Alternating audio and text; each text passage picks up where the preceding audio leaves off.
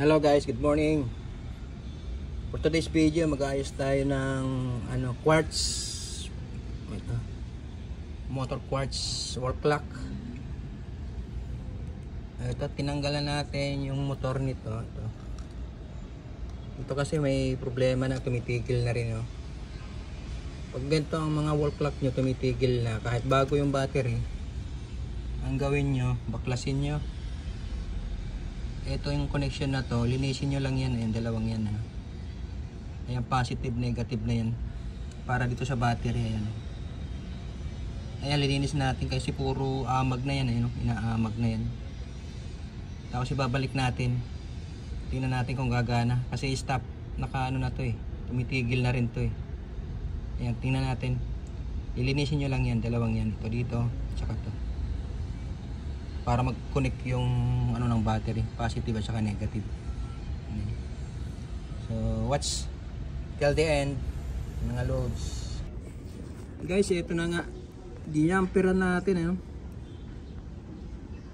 ayan, nakikita nyo yan, wala na kasi isang terminal niya dito, yung katulad nito, yung silver na yan, natunaw na hanggang dito, kaya ginawa natin, di-ampere na lang natin ng tanso, ito katulad nito, para may connection pa rin yung isang terminal dito, yung positive. Ayan. Tapos checkin natin dito sa multitester kung okay pa. Okay, watch this. Ngayon set lang natin yung ating ito times 10. Ayan, tapos testingin natin kung gumagana na to.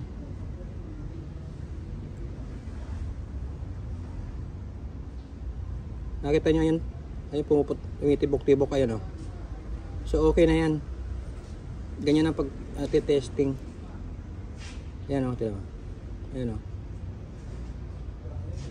okay. Tapos bubuhin na natin lahat yan. Ito na nga guys, assemble na natin to para makita natin kung gagana siya. Lagyan natin yung seconds. Ito yung sa seconds sa kamay. Ito naman yung kanyang adjustment o reset. Magre-reset kayo, yan ang ito yung gear nya. Lagyan naman natin yung gear ng motor. Ito gear para dyan, para umandar siya. Yan, balik na lang natin itong takip. Okay. And guys, lalagyan na natin yung hours. Ito yung kamay ng hours. Ikabit na natin lahat, ayan. Lagyan na natin yung cover. Ilagay natin tong minutes. Minutes yan, minutes. Ilagay natin yung seconds.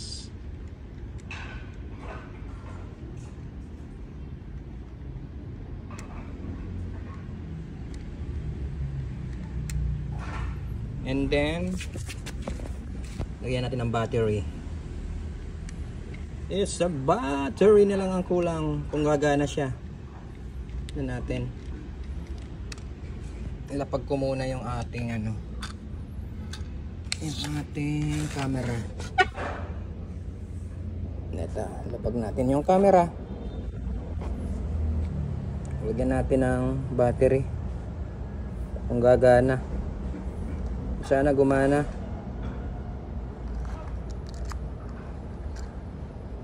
Hoy!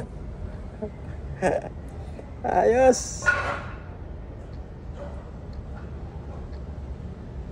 Okay! Ayos ang ating repair. Ganoon lang ang pagre-repair nito.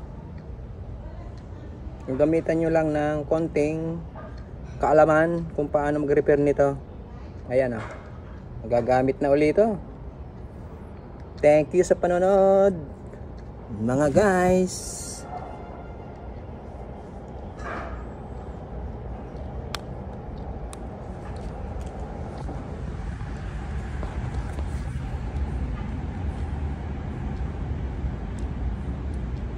Nice. Good job. Thank you for watching.